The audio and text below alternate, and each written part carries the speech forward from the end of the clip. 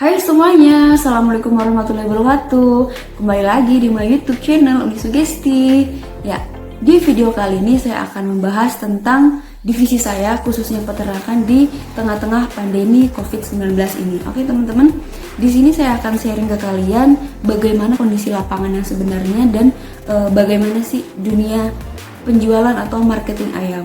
Dan di sini saya nggak sendirian tentunya. Di sini saya akan collab atau kolaborasi dengan teman saya. Kemarin saya sempat menghubungi dia, halo Bung, lagi di mana posisi gitu. Oh, lagi di sini gitu. Oh, dia sekarang di Solo teman-teman. Dan kebetulan dia bekerja di suatu perusahaan swasta yang bergerak dalam dunia peternakan dan khususnya dia di bagian marketing teman-teman. Otomatis dia yang sangat berdampak atas wabah pandemi ini, yaitu dalam penjualan live bird dan lain sebagainya teman-teman. Oke, gimana dia dan ayo kita kenalan dulu sebelum kita membahas atau sharing dunia peternakan di tengah-tengah wabah COVID ini. Oke, ini dia. Hai, bercerita sedikit mengenai kenapa saya buat video ini. Jadi saya buat video ini ditantang collab nih, yang intinya sharing masalah penjualan di dunia kemitraan ayam. Kebetulan saya seorang marketing di salah satu perusahaan di Indonesia, swasta di Indonesia yang bergerak di bidang perunggasan atau biasa disebut ya kemitraan ayam broiler lah ya. Hubungannya dengan marketing ya pastinya dengan tidak pernah lepas dari jual menjual. Apa yang saya bisa jual tak jual Pak semua. Tapi di dunia kemitraan itu hubungannya dengan sesuatu yang hidup, sesuatu yang bernyawa. Jadi saya jualan sesuatu yang bernyawa. Itu. Saya rasa marketing dimanapun, di perusahaan manapun tugas pokoknya sama, yaitu menawarkan produk, kemudian negosiasi, closing, rekapan tagihan, analisa market dan service customer. Jadi marketing harus paham masalah konsep tersebut. Yang saya rasakan kerja marketing di dunia kemitraan ayam broiler ini waktunya sangat fleksibel, bisa ngapain aja, bisa sambil liburan ngopi, bahkan sambil bisa liburan kalau di ACC syutingnya. Kalau enggak ya standby di kantor gitu. Tapi pengawasannya 24 jam, jadi kita hampir bisa dikatakan kerja 24 jam karena kita yang namanya panen ayam di kandang itu kan pengambilan setiap customer itu berbeda-beda. Ada yang siang, ada yang malam, ada yang sore, bahkan ada yang dini hari. Jadi ketika ada suatu masalah, mau nggak mau kita harus dituntut untuk menyelesaikan masalah tersebut gitu. Itulah yang saya rasakan. Dan jadi marketing pun pressure-nya sangat tinggi, tapi menyenangkan. Bayangkan saja, kita jualan murah, kita dimarahi kompetitor. Kita jualan harga tinggi, kita ditinggal bakul atau customer. Lah kalau nggak laku ayam nih, dimarahin produksinya miso-miso. Oke, sebelum kalian nonton video ini, jangan lupa subscribe dulu channel ini dan aktifkan loncengnya biar kalian nggak ketinggalan update-update terbaru tentang dunia ayam dan berita saat ini. Oke, jangan lupa subscribe, like, comment, share ke sosial media sosial kalian. Ya, di sini adalah yang jadi permasalahan adalah harga ayam yang sangat fluktuatif dan nggak seimbang gitu sama penjualan gitu. Apalagi sekarang kita di rumah saja, kemudian anjuran pemerintah memang di rumah saja, otomatis semua restoran, kemudian hotel, rumah makan yang memang bergelut dalam dunia kuliner ayam dan lain sebagainya pasti akan menurun. Dan kita pun yang awalnya udah ada stok buat puasa dan lebaran yang memang sangat membutuhkan protein, apalagi ayam dan telur sebagainya. Nah, kita kewalahan juga teman-teman karena harga yang sangat anjlok. Dan kemarin saya dengar berita juga harga itu sampai di 6.000 per kilo live bird teman-teman. 6.000, bayangkan teman-teman, 6.000 itu nggak nutup banget sama biaya produksi kita gitu.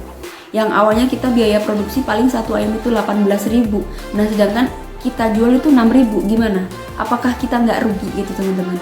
Karena memang di sini stok yang sangat melimpah, kemudian permintaan yang sangat turun, ya disitulah hukum ekonomi akan berlaku gitu teman-teman. Jadi yang awalnya peternakan kecil, skala kecil atau skala besar yang memang punya stok itu tidak diimbangi dengan daya beli konsumen yang tinggi teman-teman. Otomatis sekarang yang di lapangan yang memelihara ayam broiler ataupun yang memang bergerak dalam dunia peternakan pasti dia akan kolaps gitu teman-teman. Apalagi dengan peternakan yang memang populasinya di bawah 10.000, pasti dia akan tutup. Daripada nggak nutup biaya produksi, masa ya kita memelihara ayam nggak dikasih pakan, kan nggak lucu gitu teman-teman. Jadi banyak peternakan yang memang sudah tutup. Ya yang bertahan adalah dia yang bisa survive teman-teman. Mungkin di tengah-tengah wabah seperti ini banyak orang-orang yang mikir seperti ini. Oke, di saya jujur pun kita masih tetap bekerja teman-teman, nggak ada yang namanya di rumah saja, karena kita dari bidang peternakan itu kita memelihara ayam, bukan barang mati teman-teman. Jadi memang kita harus tetap berjalan. Ayam yang telah kita pelihara otomatis kan akan kita kasih makan dong, nggak mungkin nggak gitu. Dan di sini mungkin banyak orang yang bilang gini, itu kok kerja terus, emang nggak takut corona apa segala macam gitu. Oke, itu yang orang lihat teman-teman, tapi yang perusahaan kita lihat itu adalah gimana caranya kita nggak PHK karyawan, gimana caranya kita tetap survive dalam dunia bisnis peternakan ini, dan gimana caranya kita membayar ini itu segala macam, dan karyawan akan keluarganya gitu teman-teman. Jadi ketika kita ketika kita mem-PHK satu karyawan aja, apalagi dia yang sudah berkeluarga, kita yang berdampak itu bukan cuma satu orang teman-teman, 3 orang. Jadi satu kepala rumah tangga yang di PHK dia punya minimal 1 istri 1 anak. Jadi yang berdampak bukan 1 orang teman-teman, tapi 3 orang. Jadi kita harus pikirkan perusahaan pun akan harus tetap berjalan. Gimana caranya pemimpin menyelamatkan perahunya agar dia tetap berjalan, ya disitulah perusahaan akan tetap survive. Dan mirisnya, saking mirisnya teman-teman, banyak, dan saya juga lihat juga, mungkin saya sekarang posisi di Sukabumi ya teman-teman, di Sukabumi pun sudah mulai banyak yang menjual ayam live bird, maksudnya tuh ayam yang masih hidup di mobil gitu teman-teman, di mobil pick up atau misalkan di angkot, itu dijual di situ teman-teman. Kita diobral, kita keliling, dan di teman saya pun di Cirebon ada juga yang memang dia langsung turun terjun langsung menjual ayam itu di angkot teman-teman, maksudnya di angkot ataupun di mobil pick up itu teman-teman, dijual keliling ke masyarakat. Satu ekor itu 25.000, ada yang 4 ekor 70.000 itu ada teman-teman. Jadi memang saking mirisnya kita, daripada kita dijual ke pasar harga 6.000 sakit teman-teman, kita memeliharanya dari kecil dan lain sebagainya sakit. Kalau misalkan ada yang nawar itu cuma 6.000, jadi mending kita berusaha sendiri, kita jualan sendiri di pick up. Mungkin itu perjuangan kita teman-teman dari peternakan semua. Semoga usaha kalian, semoga bisnis yang kita jalankan itu bisa membaik gitu teman-teman di wabah virus pandemi ini gitu teman-teman. Mungkin sekarang kita ke teman saya Dani, gimana Dani di dunia marketing saat ini broiler dalam penjualan live bird. Oke, mungkin di sini Dani yang lebih paham dalam lapangan atau yang memang dia langsung ke konsumen dalam menjual dalam dunia marketing perayaman. Oke, sekarang Dani silahkan. Tahun 2020 merupakan tahun endgame bagi perusahaan yang bergerak di bidang kemitraan ayam broiler. Bagaimana bisa dikatakan seperti itu? Seperti film Avengers saja? Ya, itulah yang terjadi. Tahun ini memang tahun yang sangat sulit sekali bagi dunia kemitraan ayam broiler. Harga live bird hanya ditawar jauh di bawah HPP atau harga pokok produksi. Penawarannya cuma 9.000, 10.000 lah, buat apa? Mereka yang beli dijual lagi untung lah, perusahaan banyak menanggung rugi. Kalau nggak kuat perusahaannya jedak. Itulah yang sangat sulit terjadi, yang sangat sulit kondisi saat ini. Bisa dikatakan tahun end game, siapa yang kuat dia yang bertahan. Wah. Tapi bagaimanapun perusahaan kemitraan itu melakukan suatu upaya agar perusahaannya tetap survive seperti itu dan bisa berlanjut di tahun 2021. Ada 5 hal yang menyebabkan harga ayam anjlok dan 4 emergency plan yang harus dilakukan perusahaan 6 bulan ke depan. Yang pertama, pandemi COVID-19 ini merubah semua tatanan ekonomi, menurunkan perputaran ekonomi. Bayangkan saja di dunia ini, khususnya di Indonesia. Di Indonesia pemerintah sudah melakukan upaya seperti PSBB, karantina wilayah, anjuran untuk stay at home, work from home, yang intinya membatasi ruang gerak manusianya dibatasi untuk memutus tali rantai penularan. Itulah yang terjadi saat ini. Makanya ekonomi sulit berkembang. Orangnya di rumah, tidak ada transaksi di luar. Kemudian yang kedua, demand down, permintaannya turun. Gimana tidak turun? Sedangkan orangnya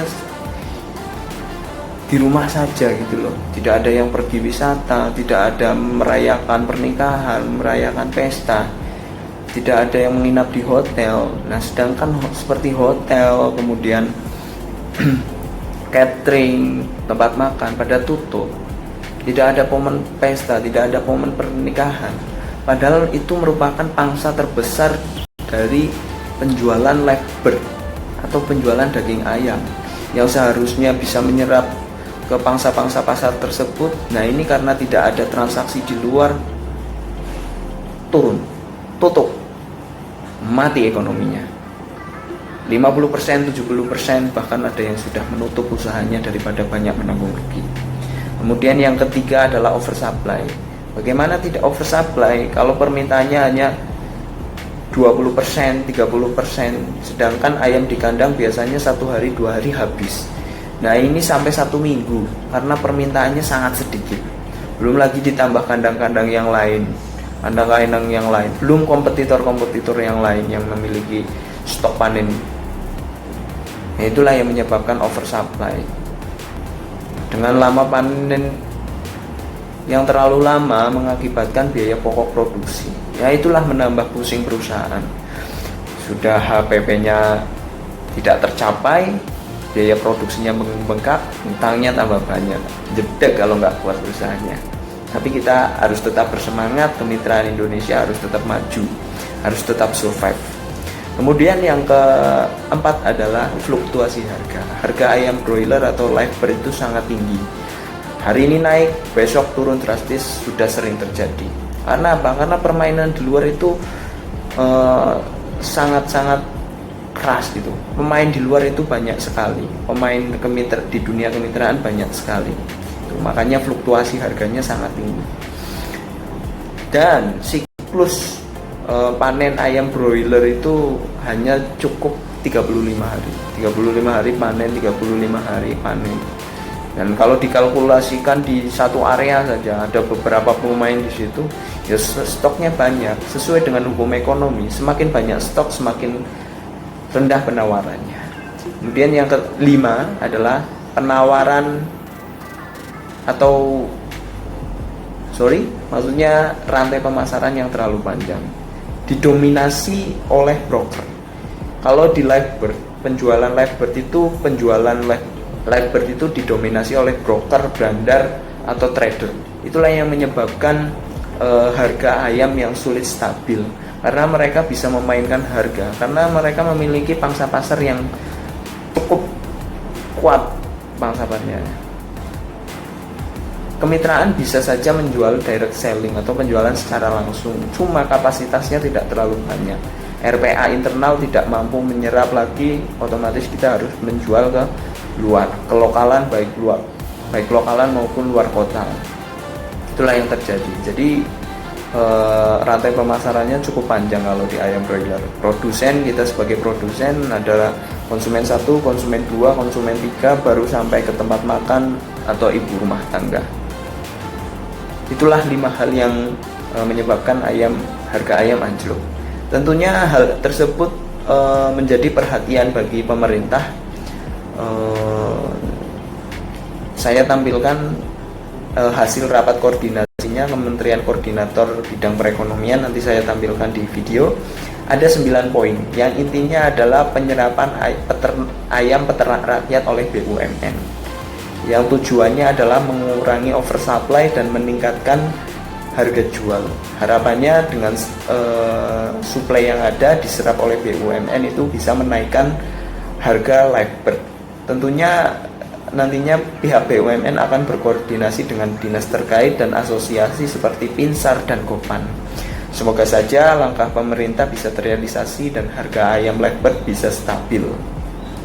Kemudian bagaimana langkah yang harus dilakukan oleh perusahaan agar tetap survive di tahun 2021?